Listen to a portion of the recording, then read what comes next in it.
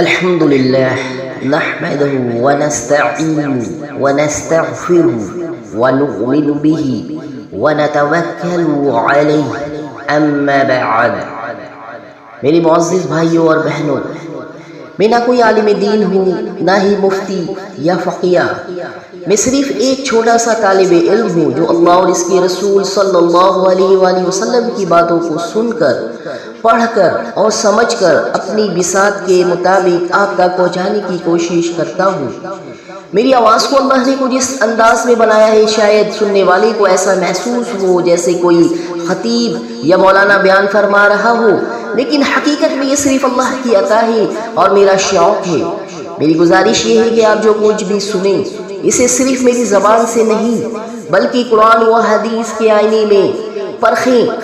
اگر کوئی بات اچھی لگے تو سمجھے یہ اللہ کا فضل ہے، اور اگر کوئی کمی یا غلطی ہو تو وہ میری کم علمی اور نادانی کی وجہ سے ہے۔ لہٰذا میری ہر بات کو علماء کرام کے اقوال اور قرآن و سنت کی روشنی میں دیکھیں اور پرکھیں۔ میں صرف ایک ذریعہ ہوں، اصل علم اللہ کے کلام اور رسول صلی اللہ علیہ وآلہ وسلم کی سنت میں ہے۔ اللہ تعالیٰ مجھے اور آپ کو اپنی رضا کے مطابق صحیح سمجھ عطا فرمائے، آمین۔ پروردگار عالم نے انسانوں کی رہنمائی کے لیے اپنے قرآن مجید میں فرمایا، سورہ شعراء میں آیت نمبر 54، اور کہلا بھیجا یقیناً یہ کچھ تھوڑے سے مٹھی بھر لوگ ہیں۔ آیت کی تشریح کرتے ہیں، اِنَّ هَؤُلَاءِ لَشِرْذِمَاتٌ قَالِلُونَ۔ شرذمات مطلب چھوٹا سا گروہ ہے۔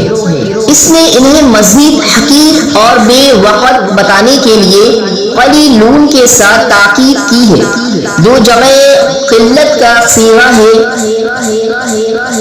ہؤلائی کے ساتھ اشارہ بھی حقارت کے اظہار کے لیے ہے کہ یہ لوگ ایک چھوٹی سی جماعت اور تھوڑے سے لوگ ہیں، ہمیں ان کی کیا پرواہ ہے؟ ہم آسانی سے انہیں نیست و نابود کر سکتے ہیں اور چاہے تو معمولی وسائل کے ساتھ انہیں واپس لا سکتے ہیں۔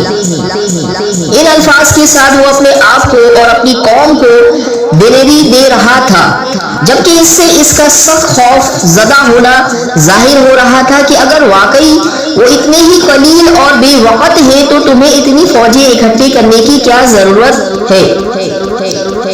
یہاں مفسرین کرام نے بائبل سے متاثر ہو کر لکھا ہے کہ اس وقت بنی اسرائیل کی تعداد بچوں اور بوڑھوں کے علاوہ